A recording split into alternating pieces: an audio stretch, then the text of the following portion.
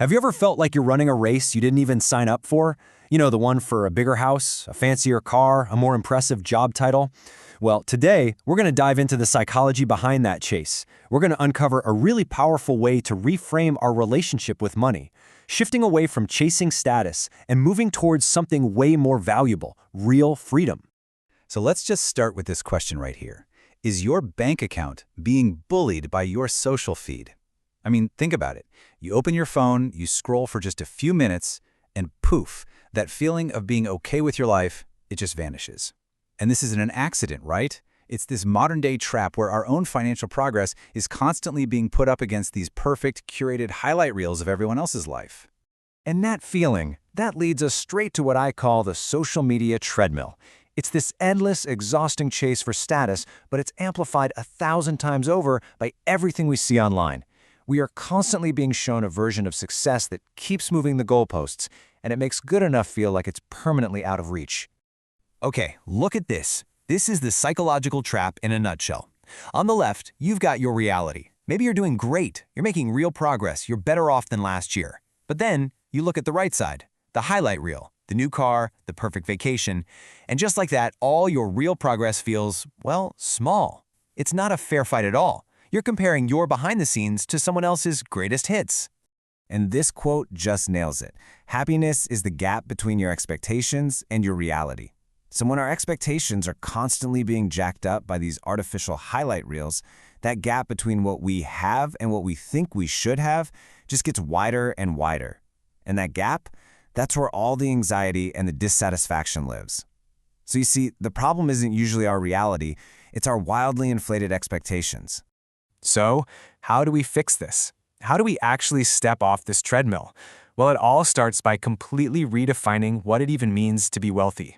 For so long, we've been sold this idea that you have to be some kind of genius to be good with money. But the truth, it's something way, way simpler.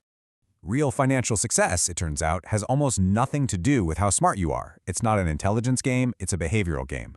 It really just comes down to simple, repeatable actions. You know, having the patience to let your savings actually grow, the discipline to stick with a plan even when it's boring, and the emotional control to not freak out or splurge every time you feel a certain way. The good news?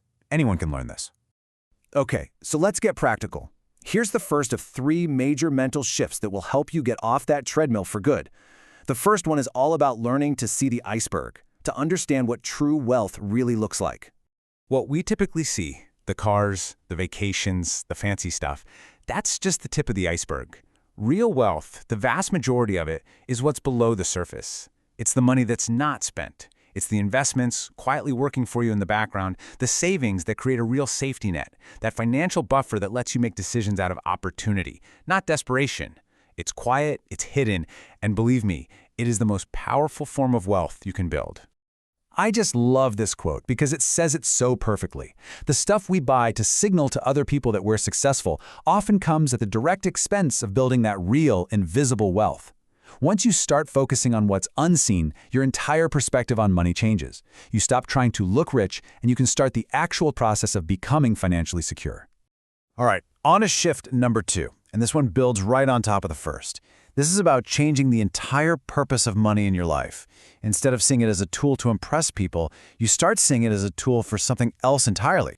And here is that core idea. The ultimate luxury that money can buy isn't a fancy watch or a sports car. It's autonomy. It's the freedom to wake up in the morning and say, I can do whatever I want today. Every single dollar you save instead of spending on status is a dollar that buys you a little piece of your own life back. And that brings us to the third and, in my opinion, the most powerful shift of all. Because when you combine that invisible wealth with the goal of buying back your time, you unlock the ultimate financial superpower, the power to say no. This is what real financial freedom looks like in the real world. We're not talking about yachts here. We're talking about having that financial buffer to be able to walk away from a toxic job. It's the freedom to fire a client who treats you poorly. It's the ability to turn down projects that just drain your soul and to finally resist all that social pressure to live a life that isn't really you. This is the real return on your savings. So when you put these 3 shifts together, seeing the invisible wealth, buying your time, and mastering the word no, you stop playing their game of status and you start playing your own.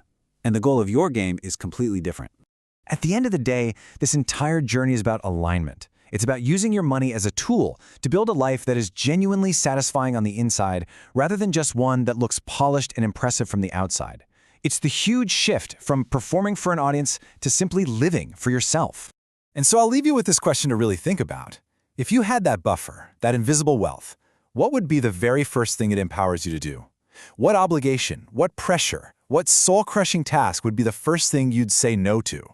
The answer to that question, well, that reveals what you truly value, and that gives you the real target to start aiming for.